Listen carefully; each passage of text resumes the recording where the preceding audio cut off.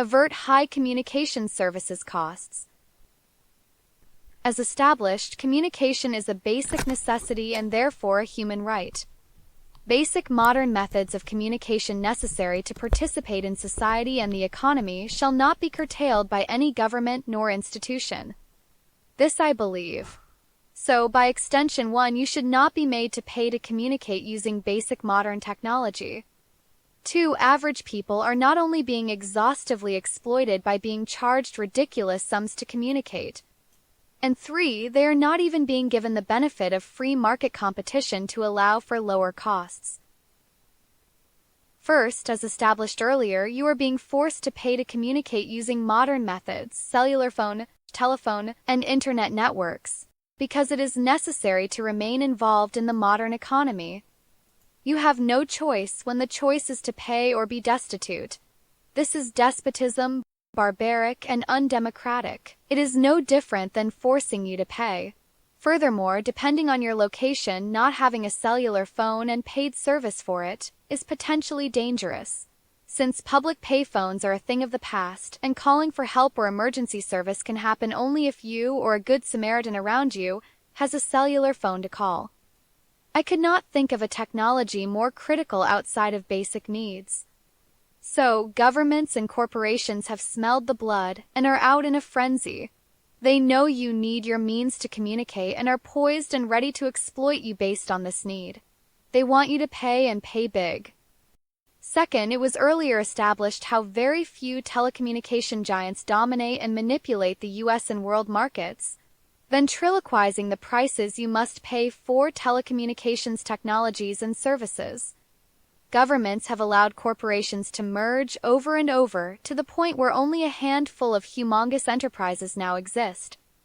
These then gobble up smaller competitors as soon as they become a viable company.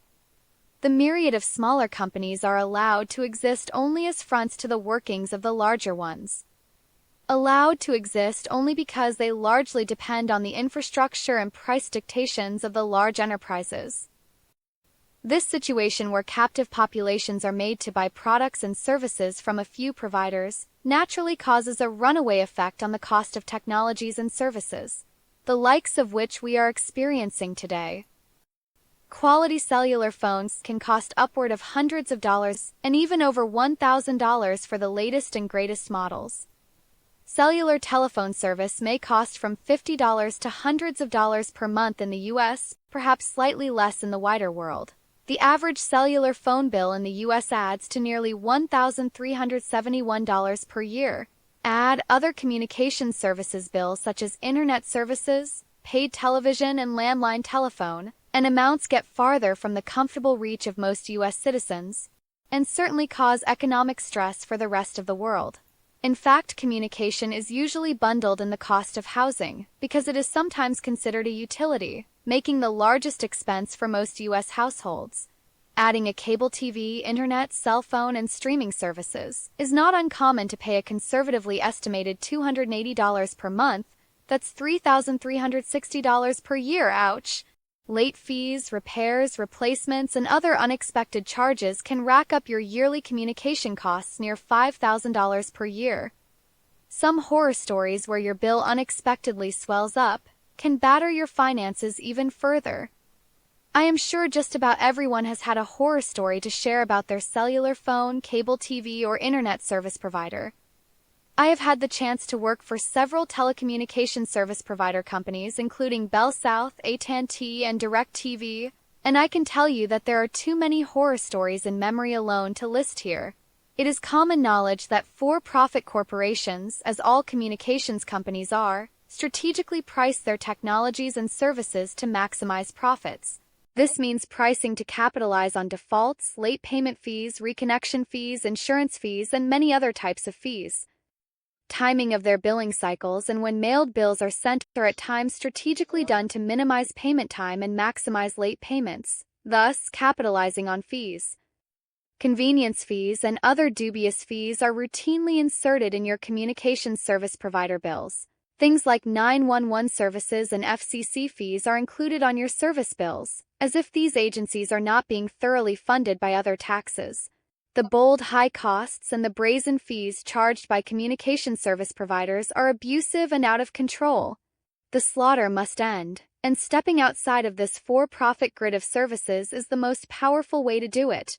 People have found creative and excruciating ways to pay for communication services because they don't know alternatives exist, and because it would be so devastating to just stop communicating. Lastly, the telecommunication industry has been inching toward becoming a practical monopoly for decades. Large mega telecom corporations keep gobbling up and allowed to merge with other telecom smaller corporations. This gets us closer to having only one giant corporation dictating how much and what customer service quality we get. For example, the industry is controlled by a handful of giant telecom corporations. Corporations like AT&T, Verizon, T-Mobile, etc., while the many smaller telecom companies do and say whatever these top few tell them to. So, even if your company is a smaller, seemingly more affordable and friendlier telecom company, this is only an illusion, because they can only charge and do whatever the giants allow. This is so because the giant telecom corporations own the bulk of the infrastructure used by all telecom companies, the satellites, ground cabling, and the towers that span the globe.